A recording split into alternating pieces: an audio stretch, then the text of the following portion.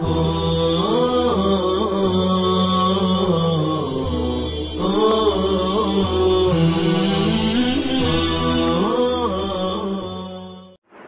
اللہ الرحمن الرحیم الحمدللہ رب العالمین والصلاة والسلام علی سید المرسلین وعلی آلہ واصحابہ الطیبین الطاہرین۔ الفصل الثانی عن علی قال سمعت رسول اللہ صلی اللہ علیہ وسلم یقول ما من مسلم يعود مسلما غدوة إلا صلى عليه 70,000 ملك حتى يمسي وإن عاده عشية إلا صلى عليه 70,000 ملك حتى يصبح وكان له خريف في الجنة۔ رواہ الترمذی و ابو داؤد۔ عزیز طلبہ، کتاب الجنائز کی پہلی فصل ختم ہوئی، دوسری فصل پیش کی جا رہی ہے۔ میں نے پہلے بھی کہا تھا کہ کتاب المصابیح اور مشکات المصابیح یہ جو دو مصنف، دو بزرگوں کی کتاب ہے، پہلے کتاب المصابیح اور پھر بعد میں مشکات المصابیح،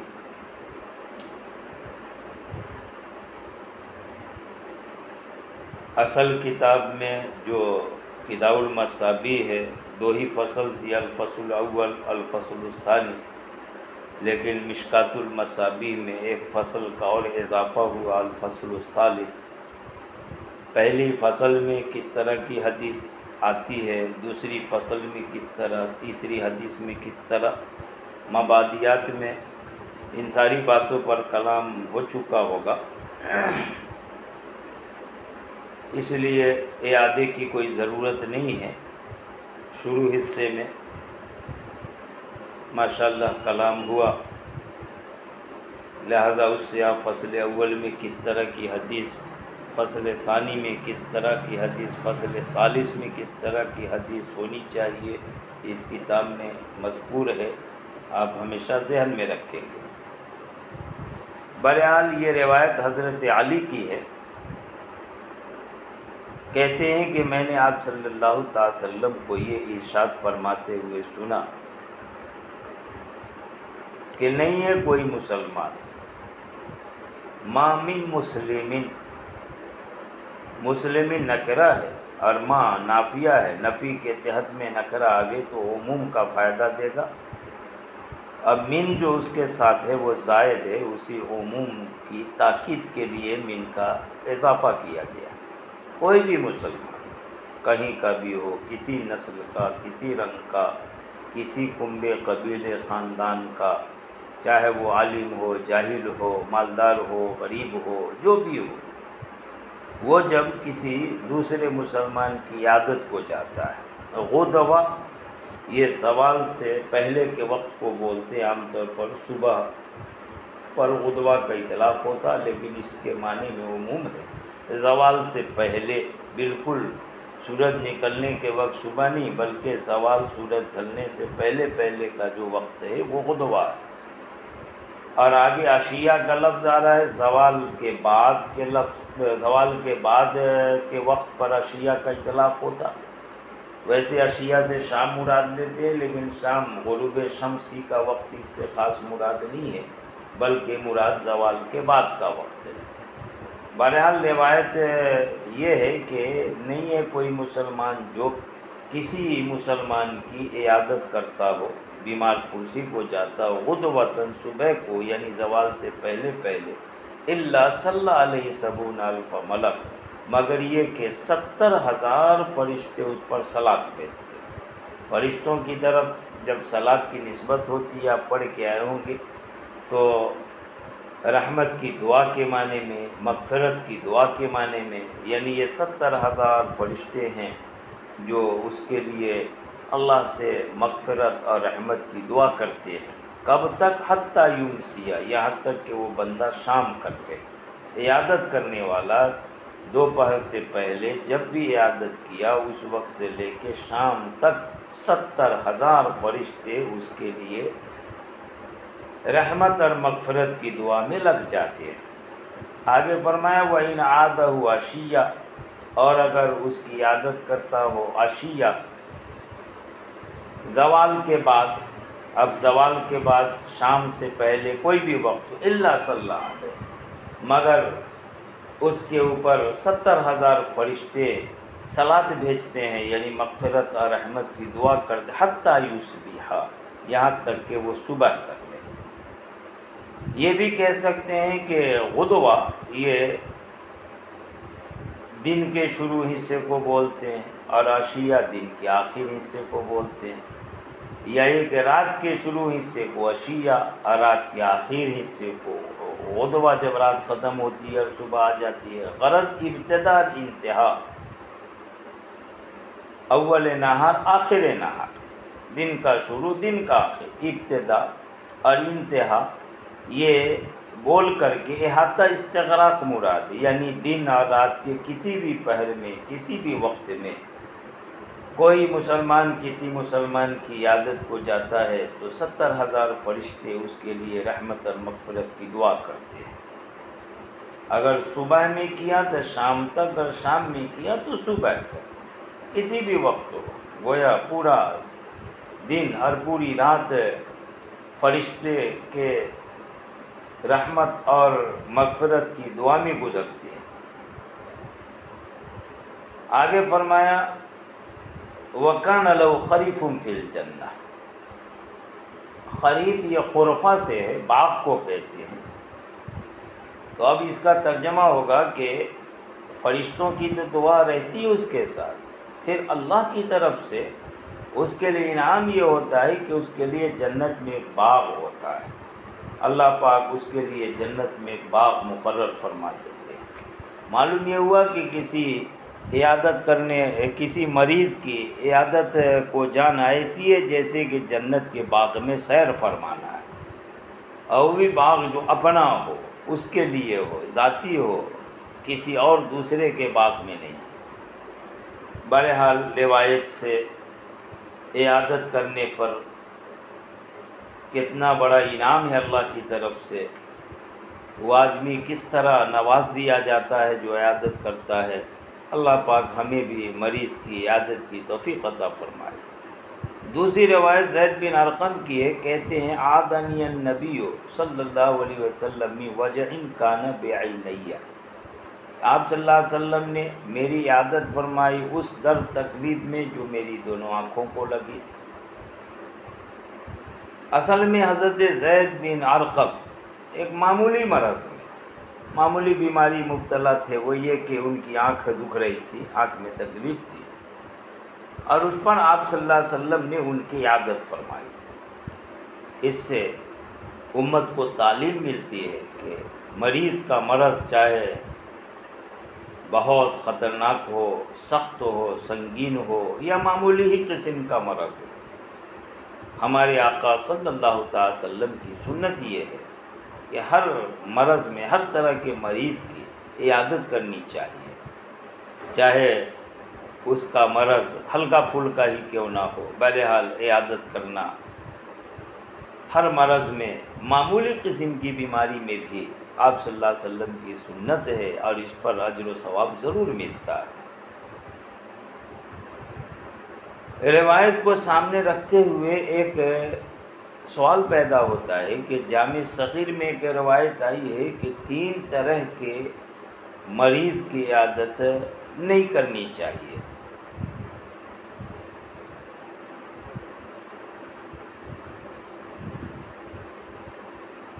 ایک تو جس کی آنکھ دکھ رہی ہو، دوسرے جس کے دانت داڑھ میں درد ہو، تیسرے جس کو پھوڑا پھنسی ہو گئی ہو۔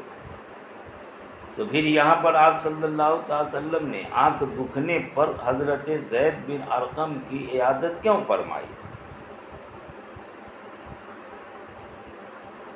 جواب یہ ہے کہ جامع صغیر میں جو روایت ہے جس میں 3 طرح کی بیماریوں میں عیادت سے منع کیا گیا، وہ ممانعت عام نہیں ہے، یعنی ہر کسی کے لیے نہیں ہے، بلکہ ان لوگوں کو عیادت کرنے سے منع کیا گیا ہے، روکا گیا ہے جن کی عیادت کرنے سے مریض کے مرض میں اور اضافہ ہو سکتا ہے، اس کو اور زیادہ تکلیف بڑھ سکتی ہے۔ مثال کے طور پر کوئی شاگرد ہے یا مرید ہے یا کوئی چھوٹا آدمی ہے، کسی کے ماتحت میں ہے، اب بڑا بزرگ اس کا شیخ، اس کا استاد اس کی عادت کو پہنچ گیا اس طرح کے مرض میں، اب ظاہر ہے کہ استاد اور شیخ اور بڑے کا ادب کرتے ہوئے وہ مریض تکلف کر کے اپنی آنکھ کھولے گا، اور جب آنکھ کھولے گا تو اس کو اور تکلیف بڑھ جائے گی۔ یا دانت میں درد تھا اور وہ بڑے کا احترام کرتے ہوئے اس سے بات کرے گا، اور بات کرنے پر اس کے دانت میں اور تکلیف بڑھ جائے گی، داڑھ کا درد اور بڑھ جائے گا۔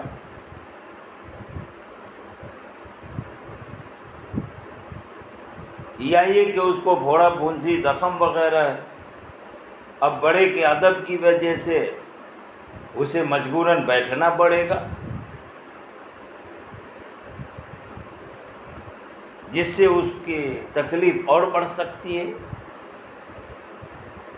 تو معلوم ہوا کہ اس طرح کے لوگ جن کے جانے سے مریض کے مرض کا میں اضافہ ہو سکے، اس کی تکلیف درد اور بڑھ جائے، تو ایسی صورت میں آنکھ کے مرض، دانت کے مرض اور زخم کی بیماری میں عیادت کرنے سے منع کیا گیا، اور اگر یہ صورتحال نہیں ہے تو کسی طرح کی کوئی ممانعت نہیں ہے۔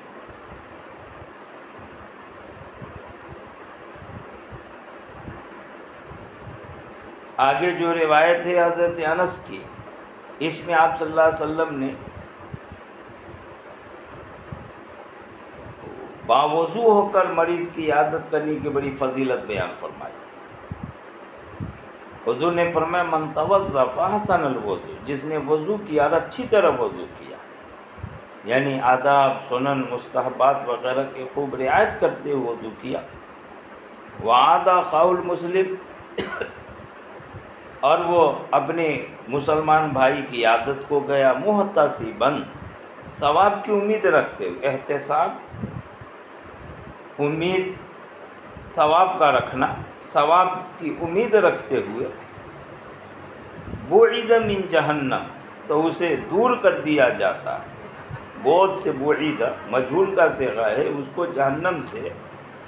مسیرۃ 60 خریف 70 سال کی مسافت تک دور کر دیا جاتا ہے۔ یعنی جہنم سے وہ اتنا دور ہوگا کہ اگر وہ چلے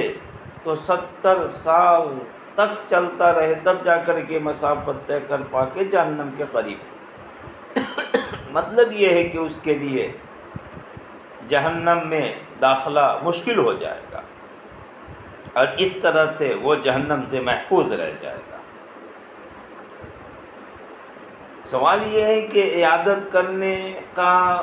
وضو کرنے، اچھی طرح وضو کرنے سے کیا تعلق؟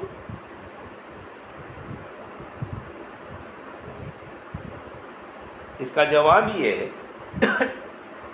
کہ مسلمان کے بارے میں یہ فضیلت بیان کی جا رہی ہے، اور مسلمان کے لیے تو مسنون یہ ہے کہ وہ ہر وقت وضو کے ساتھ رہے، جہاں تک ہو سکے باوضو رہنا چاہیے۔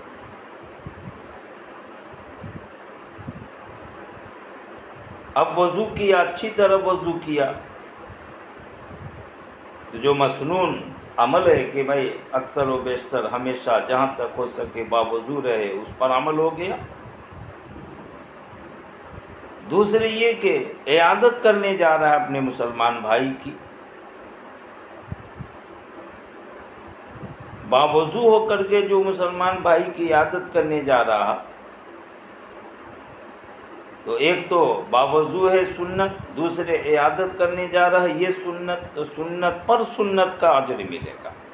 بہرحال باوضو ہو کر کے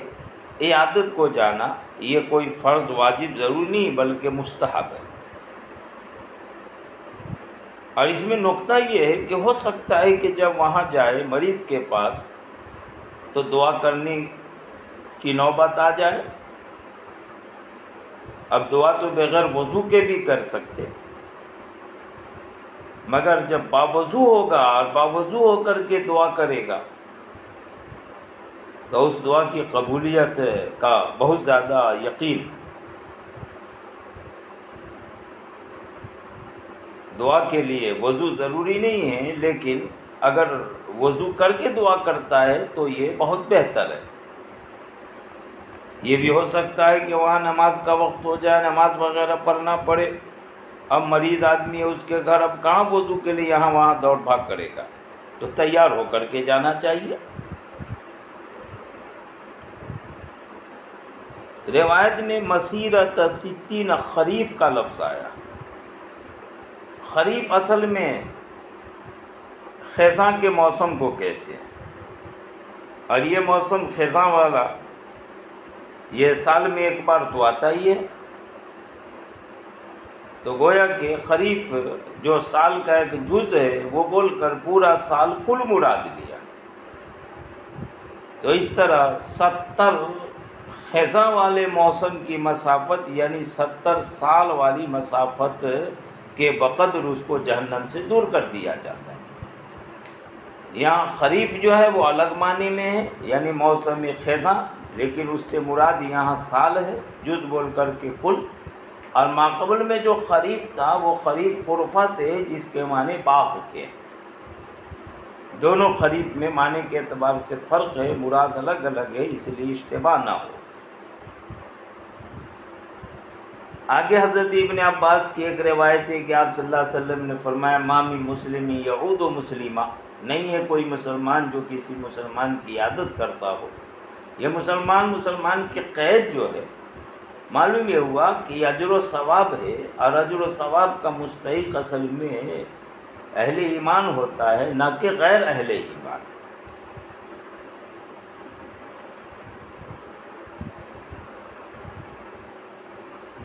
حسنات پر سیئات مٹیں یا حسنات پر آخرت میں اجر و ثواب ملے، اس کے لیے ایمان شرط ہے. یہ سب اچھے اعمال ہے، مسنون اعمال میں سے، اور عمل جو سا بھی ہو اس عمل کی مقبولیت کے لیے ایمان شرط ہے، قبولیت کے لیے ایمان شرط ہے. اس لیے مسلم یا مومن کی قید ہے. فرمایا کہ نہیں ہے کوئی مسلمان جو کسی مسلمان کی عادت کرتا ہو اور وہ کہتا ہو 7 مرتبہ یہ دعا پڑھتا ہو مریض کے پاس، اسأل اللہ العظیم رب العرش العظیم ان یشفیک، میں عظمت والے اللہ جو عرش کا رب ہے اس سے سوال کرتا ہوں، عرش عظیم کے رب سے درخواست کرتا ہوں ان یشفیک کہ وہ تجھ کو شفا دے. حضور نے فرمائے کہ نہیں ہے کوئی مسلمان جو کسی مسلمان کی عادت کرے اور 7 بار یہ دعا پڑھے مگر یہ کہ الا شفیہ، مگر یہ کہ اس کو شفا دے دی جاتی. گویا کہ اس طرح کی دعا پر مریض کو مرض میں شفا مل جاتی ہے، یہ یقینی ہے. وہ بھلا چنگا ہو کر کے انشاءاللہ ابھی نہ تو کبھی ضرور ٹھیک ہو جائے گا، مگر ویسا یقین، ویسا ایمان چاہیے. محض رسمی طور پر زبان سے یہ کلمات ادا ہو جائیں یہ کافی نہیں ہے. شفا تو ضرور ہوگی اس کو، لیکن حضور نے استثناء کیا الا ان یکون قد حضر اجلہ، البتہ یہ کہ اس کی موت کا وقت آ گیا ہو. چونکہ موت آ جائے، وقت پورا ہو جائے، اذا جاء اجلہم لا یستاخرون ساعۃ ولا یستقدمون، تو ایک گھڑی بھی آگے پیچھے نہیں ہوا جا سکتا. تو معلوم ہوا کہ موت کا وقت اگر نہیں ہوا ہے تو بیماری چاہے جیسی بھی ہو، 7 بار اگر یہ کلمات دعائیہ پڑھ لیں تو اللہ ان دعائیہ کلمات کی برکت سے، اور وہ بھی ہمارے نبی صلی اللہ تعالی وسلم نے ارشاد فرمایا، حضور کے ارشاد کی برکت سے مریض کو شفا ضرور ہو جاتی ہے.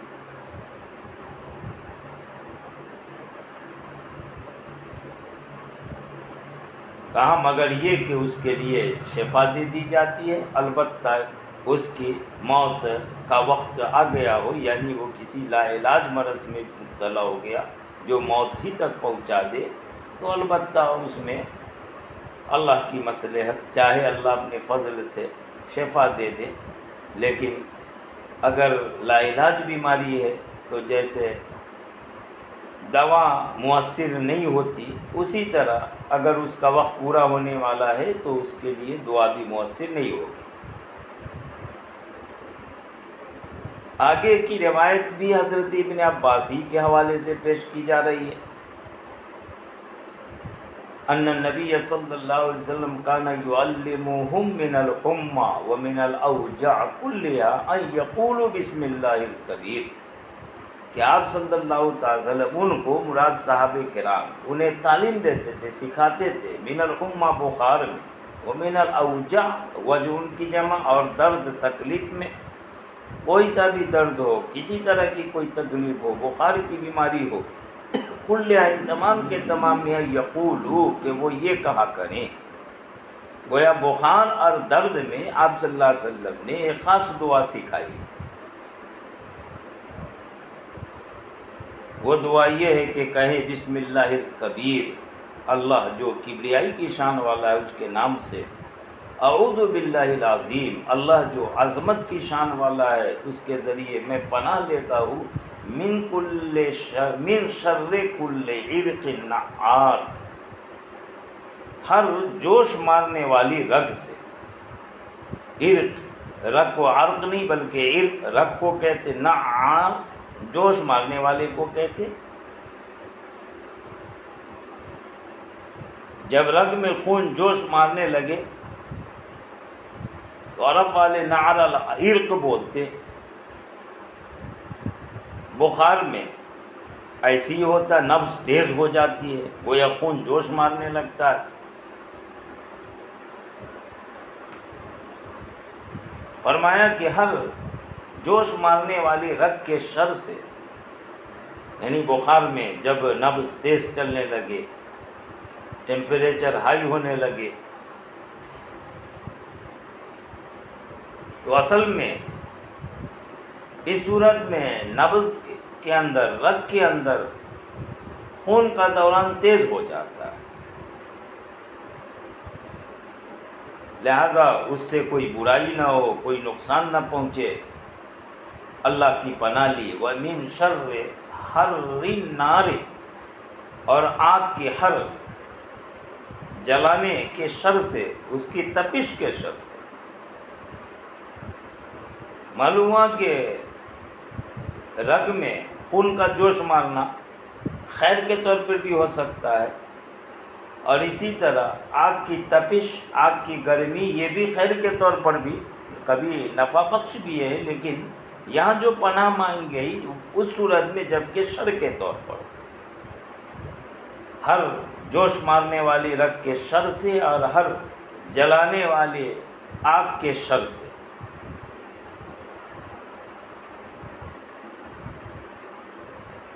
امام ترمذی یہ حدیث روایت فرماتے ہیں اور آگے اس پر ریمارک کرتے ہیں، حدیث کے بارے میں اپنی طرف سے حکم لگاتے، ھذا حدیث غریب۔ امام ترمذی نے یہ حدیث روایت کی اور فرمایا کہ یہ حدیث غریب۔ اب حدیث کی اصطلاحات میں پڑھ کے آئے ہوں کہ وہ حدیث جسے ایک راوی روایت کرے حدیث غریب ہے، اور یہاں بھی اس حدیث کے راوی ایک ہیں۔ امام ترمذی فرماتے یہ حدیث غریب لا نعرف الا من حدیث ابراہیم بن اسماعیل، کہ ہم اس کو نہیں جانتے سوائے ابراہیم بن اسماعیل کی حدیث، یعنی گویا کہ اس حدیث کو ابراہیم بن اسماعیل کے علاوہ اور کسی نے بھی روایت کی ہو، ہمیں اس کا علم، ہم نہیں جانتے، یعنی گویا کہ کسی اور دوسرے نے اس حدیث کی روایت نہیں فرمائی، تو گویا ایک راوی ہے جو اس حدیث کی روایت کرتا ہے۔ مزید آگے کہتے وَهُوَ يُضَعَّفُ فِي الْحَدِيثِ، اور یہ جو ابراہیم بن اسماعیل راوی ہیں یہ حدیث کی روایت کرنے میں ضعیف راوی شمار کیے جاتے ہیں۔ وہ یضاعف، اور یہ ضعیف قرار دیے جاتے فی الحدیث، حدیث کی روایت کرنے میں۔ یہاں تک آج کا سبق پورا ہو جاتا ہے، کل سے انشاءاللہ آگے ہوگا۔ وآخر دعوانا ان الحمد للہ رب العالمین۔